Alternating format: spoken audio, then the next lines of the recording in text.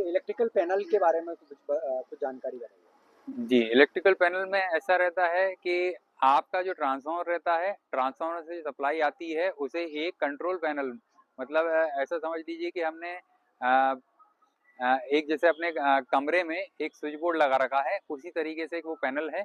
वहीं से आपकी सारे बटन लगे हुए हैं, वहीं से आपका सब कुछ ऑपरेट होता है। जैसे कि कमर्शियल स्पेस में अगर माने तो अगर कमर्शियल एक पूरी बिल्डिंग है तो उसके अंदर एक ग्राउंड फ्लोर पे आपका एक मेन पैनल लगाया जाएगा, जिसके थ्रू आपकी सारी बिल्डिंग के अंदर जितने भी कमरे हैं या फिर ऑफिस हैं, उन सब में उसकी सप्लाई उस जगह से ही दी जाती है, ताकि इन केस अगर कुछ फेलर हो रहा है तो उसको ऑपरेट एक ही जगह से किया जा सके। उसके लिए हम कंट्रोल पैनल लगाए जाते हैं। कंट्रोल पैनल के अंदर आपके एमसीबी, बस बार, आपका मीटर, ये सारी चीजें उसमें लगी हुई होती हैं। ये एक तरीके से वही रहता है कि आपका कंट्रोल यूनिट जो रहता है वो एक ही जगह पे आ जाता है सारा का सारा। हम उसी के लिए कंट्रोल पैनल लगाए जाते हैं। मान लीजिए अगर ओवरलोड होता है तो उसकी कैसे प्रोडक्शन की जा सकती है? देखिए, ओवरलोड के लिए प्रोटेक्शन जैसे नहीं की जा सकती है, ओवर वोल्टेज या ओवर करंट के लिए प्रोटेक्शन की जाती है।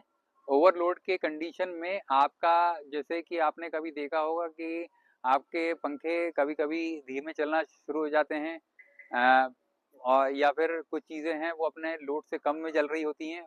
वो तभी होता है जब कोई हैवी लोड आपके आपके ही कनेक्शन के थ्रू लगा हुआ हो।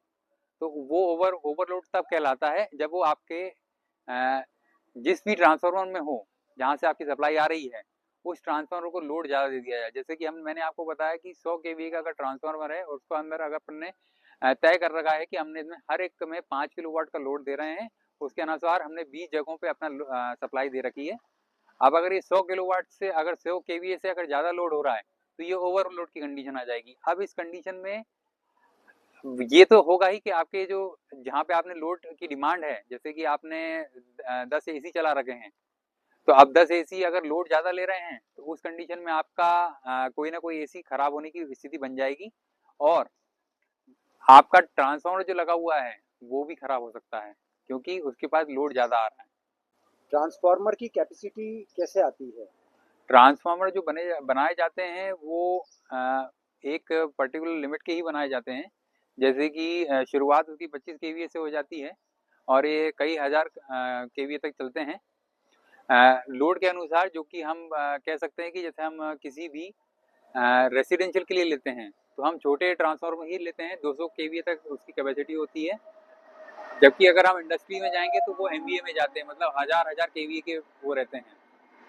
अब इनकी जो कैपेसिटी जो तय की जाती है वो उनकी वाइंडिंग पे होती है तय, कि उसमें कितनी बड़ी वाइंडिंग लगी हुई है, वो कितना कन्वर्ट कर पाएगा, ये उसी के ऊपर तय किया जाता है। ये तय करता है जब आपका लोड जब निकाला जाता है उसके अनुसार आपके यहाँ कितने का ट्रांसफार्मर रखना है, ये इलेक्ट्रिसिटी बोर्ड तय करता है उसी के अनुसार। वायरिंग का स्टैंडर्ड क्या होना चाहिए?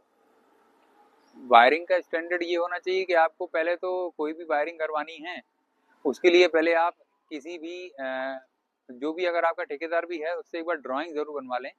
ड्राइंग से आपका ये रहेगा कि आपको एक अनुमान तो निकल जाता है कि आपके यहाँ कितना वायर लगना है।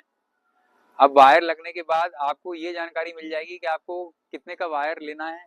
जैसे कि आपको पावर के पॉइंट बहुत ज़्यादा देने तो आपको 4 का वायर लगाना है। आपका नॉर्मल सर्किट वायर में 2.5 का वायर जाएगा। आपका जो पॉइंट वायरिंग जो रहेगी या हाफ पॉइंट बोलते हैं जिसको, आप उसको डेढ़ डेढ़ के उससे करेंगे, तो इससे आपको एक एस्टिमेट भी निकल आएगा कि आपको वायर कितना लगना है, और आपको ये जानकारी हो जाएगी आपके यहाँ पॉइंट कितने देने हैं। और पॉइंट उतने ही दिए जाते हैं जितने कि आपको फ्यूचर में कभी कितना अगर लोड बढ़ाना पड़ जाए तो उसके अनुसार आपके पॉइंट रहने चाहिए। ये सारी चीज़ें आप अगर एक ड्राइंग बनवा लेते हैं अपने ठेकेदार से तो आपको एक अच्छी जानकारी उससे मिल जाती है। और जो भी वायरिंग रहती है वो कभी भी आप अगर लगवाएं तो उसमें आईएसआई का मार्क ज़रूर देखें। वो आईएसआई मार्क अपने को एक तरीके से अपना प्रिकॉशन रहता है कि भाई हमने जो लगवाया है और सेफ्टी हमने प्रॉपर उसमें मेंटेन करी है।